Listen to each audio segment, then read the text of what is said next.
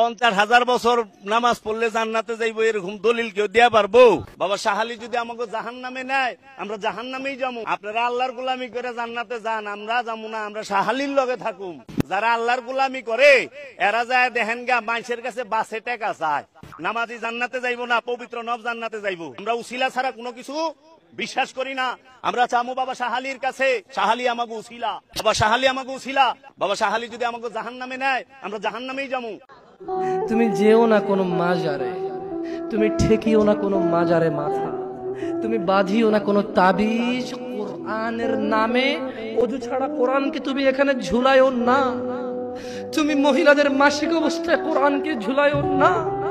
কোরআনুল কারীম এই তুচ্ছ কাজের জন্য আসেনি, শিফাউল লিল মুমিন। তুমি একটু বুদ্ধিমান হও, নাপা তুমি খাও, গলায় নাও না। কোরআন তুমি পড়ো না, গলায় নাও। তুমি একটু বুদ্ধিমান হও, তুমি একটু বুদ্ধিমান হও মুমিন। তোমার এখানে যদি সূরা ইয়াসিন থাকে, তোমার এখানে যদি সূরা ইয়াসিন থাকে, তুমি বোঝো তুমি টয়লেটে যাচ্ছ সূরা ইয়াসিন নিয়ে। আল্লাহকে ভয় করো।